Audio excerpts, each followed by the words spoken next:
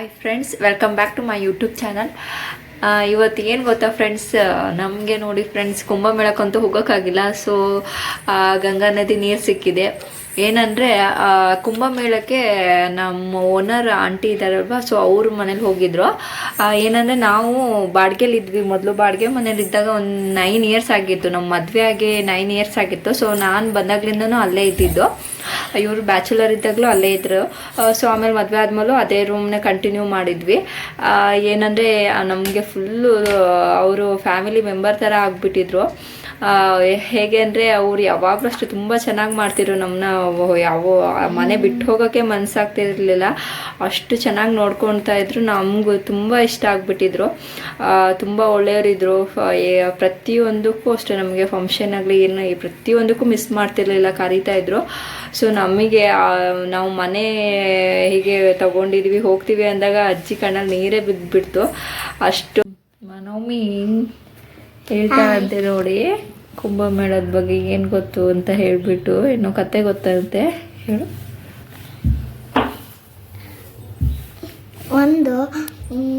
ಒಂದು ದೋಣಿ ಇರುತ್ತೆ.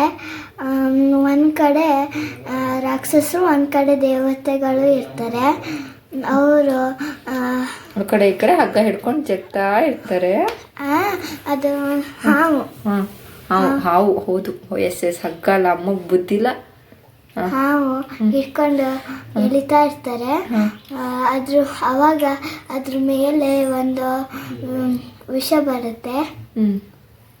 ಅದನ್ನ ವಿಷ್ಣು ಮತ್ತೆ ಶಿವ ಪ್ರತ್ಯಕ್ಷ ಆಗ್ತಾರೆ. ಆಮೇಲೆ ಶಿವ ಅದನ್ನ ಕುಡಿತಾನೆ. ಅವನ ಗಂಟ್ಲು ಬ್ಲೂ ಕಲರ್ ಆಗುತ್ತೆ. ಆಮೇಲೆ ಅವನು ಪಾರ್ವತಿ ಬಂದ್ಬಿಟ್ಟು ಅವನು ಕುತ್ತಿಗೆ ಹಿಡ್ಕೊಂತಾರೆ. ಆಮೇಲೆ ಅದ್ರ ಮೇಲೆ ಒಂದು ಅಮೃತ ಬರುತ್ತೆ.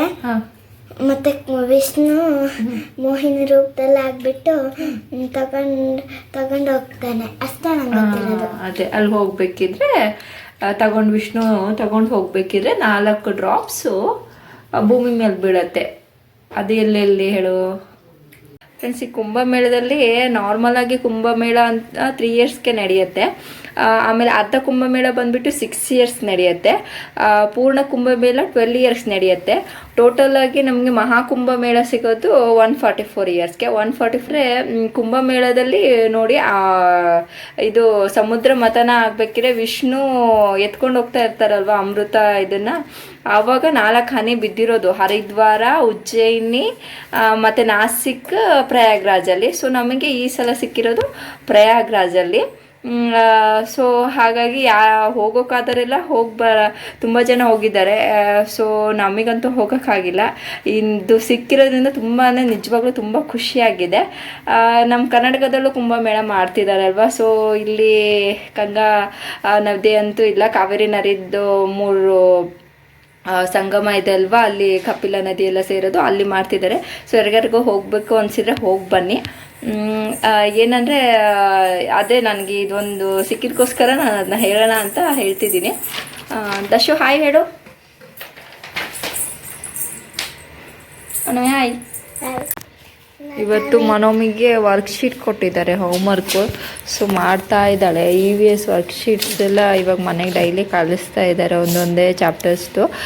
4 ಚಾಪ್ಟರಿಂದ ಸೇರಿ 1 ವರ್ಕ್ಶೀಟ್ ಕೊಟ್ಟಿದ್ದಾರೆ. ಅದರಲ್ಲಿ ದಶ್ಮಿ ಎಲ್ಲ ಡ್ರಾಯಿಂಗ್ ಮಾಡಿದ್ದಾಳೆ ನೋಡಿ. ಇವತ್ತು ಕಂಪ್ಲೀಟ್ ಮಾಡ್ತಾ ಇದ್ದಾಳೆ ನೋಡಿ ಫ್ರೆಂಡ್ಸ್. ಈ ಥರ ನಾವು ರೂಲ್ಡ್ ಶೀಟ್ ತೊಗೊಂಡು ಬರೆದುಬಿಟ್ಟು ತೋರಿಸ್ಬೇಕು. ಇದು ಕಳಿಸಿ ಈ ಥರ ಬರೆದ್ಬಿಟ್ಟು ಸ್ಕೂಲಿಗೆ ಕೊಡಬೇಕು.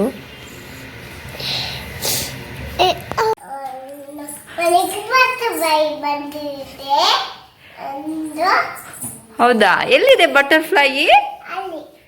ಓ ಇಲ್ಲಿ. Wow, butterfly. ಏನು ಮನೋಮಿ ಅದು? ಬಟರ್ಫ್ಲೈ ಚೆನ್ನಾಗಿದೆಯಾ? ಚೆನ್ನಾಗಿದೆಯಾ? ಏನು ಮಾಡ್ತಾ ಇದೆ ಬಟರ್ಫ್ಲೈ? ಕುತ್ಕೊಂಡಿದ್ಯಾ? ಏನು ಮಾಡ್ತಾ ಇದೆ ಕುತ್ಕೊಂಡು? ಚೆನ್ನಾಗಿದ್ಯಾ? ಹೌದಾ? ಮುಟ್ಬಾರ್ದು ಅಲ್ವಾ? ಮುಟ್ಬಾರ್ದು ಅಲ್ವಾ ದಶು? ಅಲ್ಲಿ ಹಾಂ ನಮ್ಮನೆಗೆ ಪತ್ತುಬ ಇದ್ದಾವೆ. ಹೌದಾ ಹಾಂ ಹಾಂ ಅಲ್ಲಿ ಹಾಂ ಪತ್ತುಬಯೇ ಉಟ್ಕೊಂಡಿದ್ಯಾ ಏನು ಮಾಡ್ತಿದೆ ಪತ್ತುಬಯೇ ಹೌದಾ ಅಲ್ಲಿ ಹಾಂ ಹೊಡಿಬಾರ್ದು.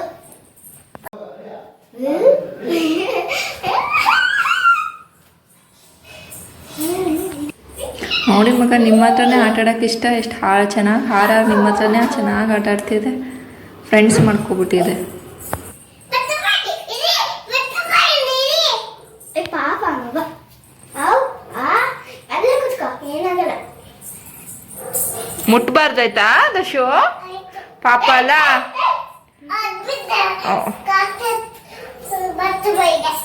ಹೊಡಿಬಾರ್ದು ಪಾಪ ಅಲ್ಲ ಪಾಪ ಪ್ರೀತಿಯಿಂದ ನೋಡ್ಕೋಬೇಕಲ್ಲ ಕೋಡೆ ಮೇಲೆ ಕೂತಿತ್ತಾ ಪ್ರೀತಿಯಿಂದ ನೋಡ್ಕೋಬೇಕಲ್ಲ ದಶು ಅದನ್ನ ಹಾ ಪಾಪ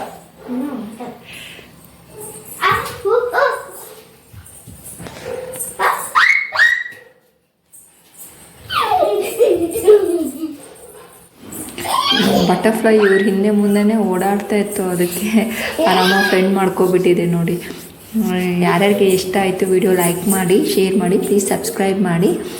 thank you so much for watching. Thank you.